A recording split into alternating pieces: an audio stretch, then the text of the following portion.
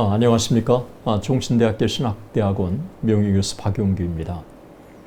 중세 우리가 교황권의 부상과 몰락을 우리가 살펴보고 있습니다. 오늘은 보니파스 8세와 교황권의 몰락에 대해서 함께 같이 살펴보기를 원합니다. 1216년 이노센트 3세가 세상을 떠난 후에 그가 누렸던 교황 지상주의는 그의 뒤를 이은 교황들에게도 어느 정도 유지될 수 있었습니다. 그 후 교황의 시대는 전성기를 구가한 것입니다.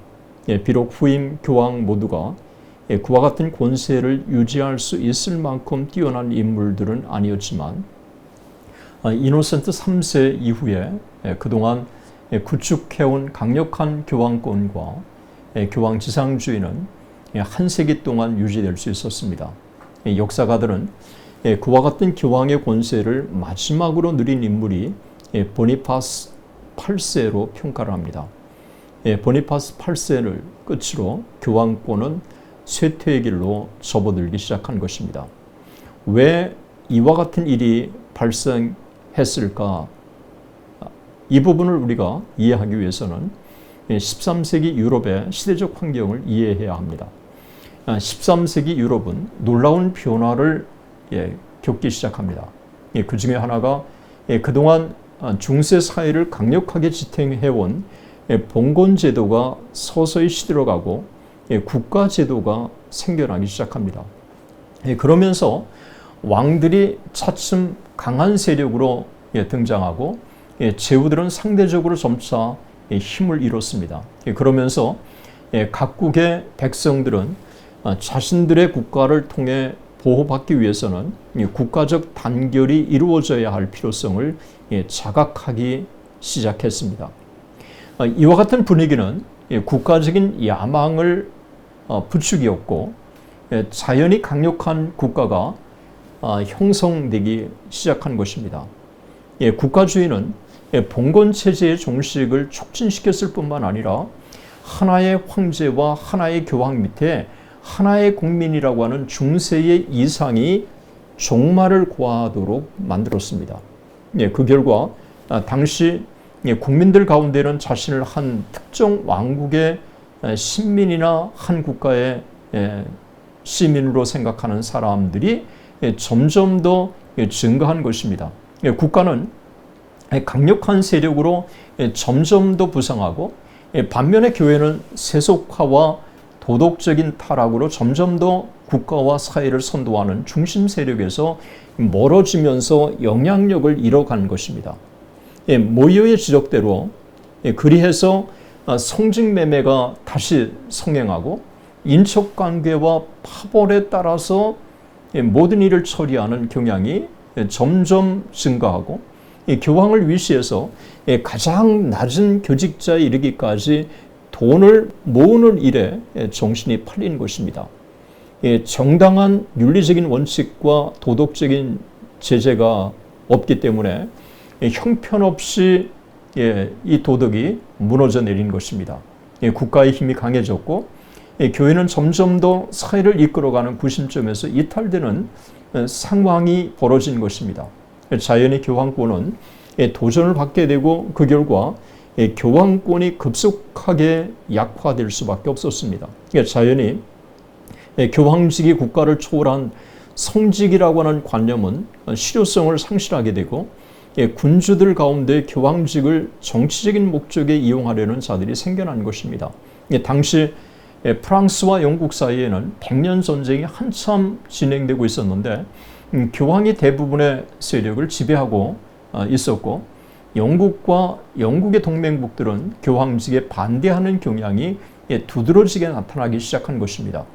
1337년에 시작된 100년 전쟁은 전 유럽으로 확대되었고 그리고 왕조 간의 복잡한 이해관계가 더욱더 교황의 이 위상을 어렵게 만든 것입니다.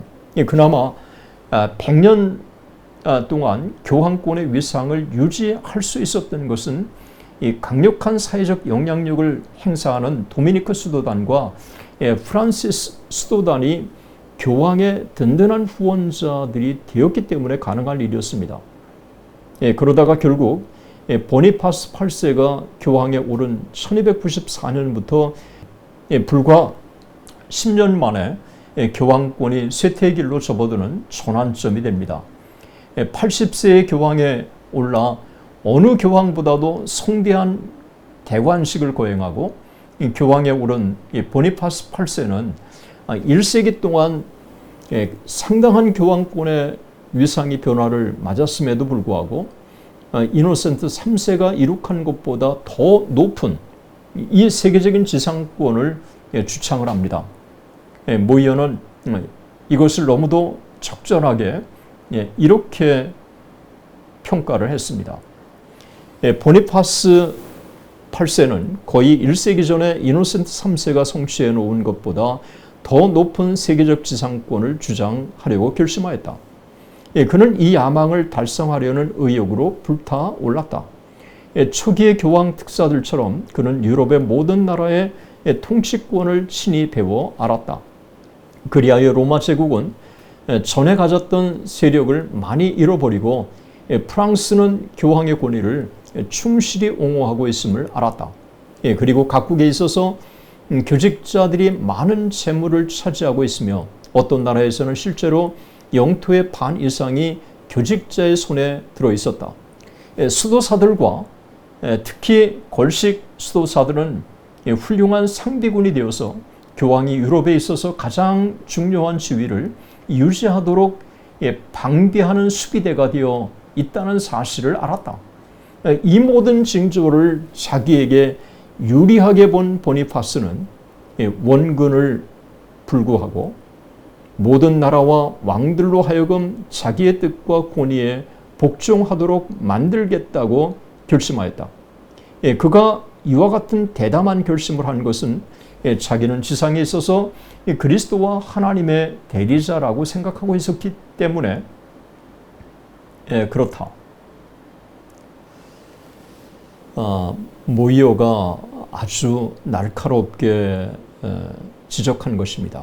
보니파스 8세는 80세의 노령에도 불구하고 이와 같은 야심을 실천에 옮기려고 했습니다.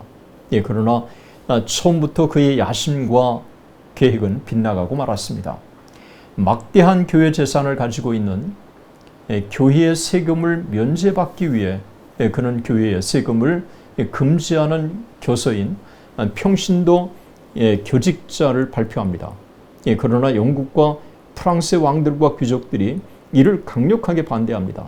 1300년에는 100년 기념식을 거대하게 거행할 것을 계획하고 세계 각국의 신앙인들이 로마로 순례해서 재정적인 유익을 얻으려고 그렇게 했습니다. 이건 역시 그러나 성공을 거두지 못한 것입니다. 게다가 헝가리, 보헤미아, 폴란드에서 자기의 뜻대로 왕위를 계승시키려는 노력도 빗나가고 마른 것입니다. 이 정도면 교황은 자신의 위상이 과거 이노센트 3세와 다르다고 하는 것을 인식했어야 했는데 전혀 그는 그것을 깨닫지 못했습니다. 그런 상황에서 보니파스 8세가 결정적인 실수를 범합니다. 교황은 자신의 대적 프랑스 왕 필립 4세에게 강경한 문구로 왕을 충고하는 교서를 보냅니다. 하지만 필립 4세는 보니파스 8세의 교서를 불살라버립니다.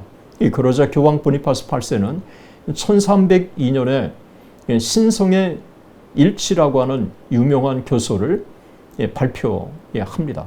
이 교서는 국가와 개인에 대해서 교황의 절대적인 정치적인 통치권을 담은 것으로 역대 교황이 주창한 것과 비교되지 않을 만큼 강력한 것이었습니다.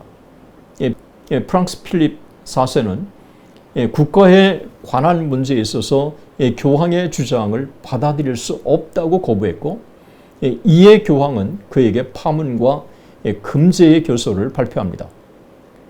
백성의 통치자로서 그리고 그 나라와 관계 있는 모든 세력들로부터 완전히 단절시키려고 시도한 것입니다. 이 교서는 프랑스의 모든 교회들은 문을 폐쇄하는 것과 세례와 성체의 세례 예식만을 시행할 수 있을 뿐 그 외에 모든 카톨릭 예식을 행할 수 없다고 못을 박은 것입니다. 그러나 교서는 교황이 기대하는 그런 힘을 발휘할 수도 그렇다고 교황의 지지를 끌어낼 수도 없었습니다. 왜 그랬을까요? 이미 그때는 필립 4세의 권위와 영향력이 교황보다 훨씬 더 강했기 때문입니다. 오히려 분노한 필립 4세가 교황 보니파스 8세를 로마의 아나그니에다가 3일 동안이나 연금시켰고 이 교황이 가까스로 풀려나긴 했지만 보니파스 8세는 그로부터 1개월 후 1303년 10월 그 후유증으로 세상을 떠나고 만 것입니다. 이노센트 3세가 누렸던 그 화려했던 교황의 권위가 이제 황제의 권위에 눌리고 만 것입니다. 그 결과 보니파스 8세는 역사상 가장 큰 교황권을 부과하려고 자신의 계획이 좀 거창했지만 오히려 그 계획이 좌절되고 그 반대로 역사상 가장 굴욕적인 대접을 받는 이 교황으로 역사에 남게 되었습니다. 대단히 감사합니다.